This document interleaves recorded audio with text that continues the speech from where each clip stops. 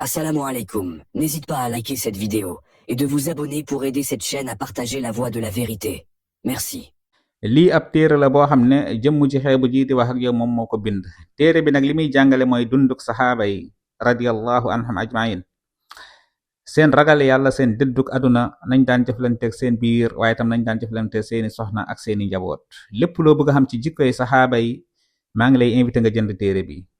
mbokk mu xeebu mi ginnaaw bu mu la bindalee téere ci dunduk yenent bi alayhi salaatu wasalaam, indil na la téere boo xam ne ci dunduk saxaaba yi lay jàngale. téere yenent bi nga xam ne moom lañ bindoon ci yenent bi mu ngi am luy tolloog ci 260 pages di jàngale ci siira yenent bi alayhi salaatu wasalaam ca Màkka ca Medina, ci mbooleem xeetu xare yim defoon, waaye itam dina ci indil taxawaay yenent bi, toppal la at par at lépp lu xewoon ci at mi.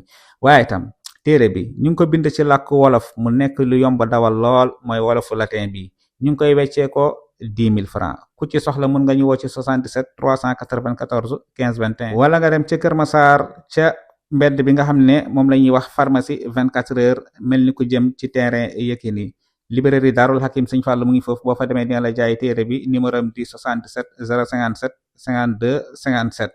téere bi lépp loo bëgg a xam ci saxaaba yi, jëndal dunduk saxaaba yi, di nga ci am lu gànjaru, lu la doy lool, rawatina ci histoire yi ñuy faral di nettali fii. lu ci ëpp mu ngi ci téere bi, ci seen maandute, ci seen ragal yàlla, naka lañ daan attee, lu bari ci seeni jikko, seen jëflante seen biir ñoom saxaaba yi, waaye seen jëflante ñoom ak ñiñ bokkalul diine, lépp di nga ko fekk ci biir téere bi.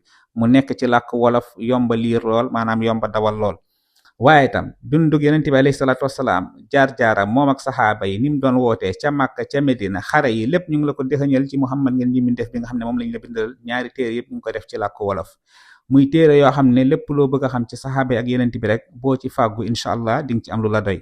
10 000 francs lañ koy weccee ko. ñu nekk Europe mën nañ leen booleeg GP yi leen indil, wala boog ñu boole ñoog seen GP ñu jox leen ko. ñu nekk ci région yi tamit buñ ñu woowee ni ma la ko waxee léegi ci 77 394 15 21 dinañ fexe bañ jot ci téere yi. lépp loo bëgg a xam daal ci dundu saxaaba ak dundu yenent bi, man Seydina Alioune Bari maa ngi lay invité nga ñëw fàggu téere yi. ñu ngi sukkandiku ci masaadiru ahlu sunna, ci téere yi nga xam ne ñooy jàngale ci dunduk saxaaba yi ak dunduk yenent bi alayhi salaatu wasalaam, di ay ummahaat ci wàllum siyar ak tawaarix.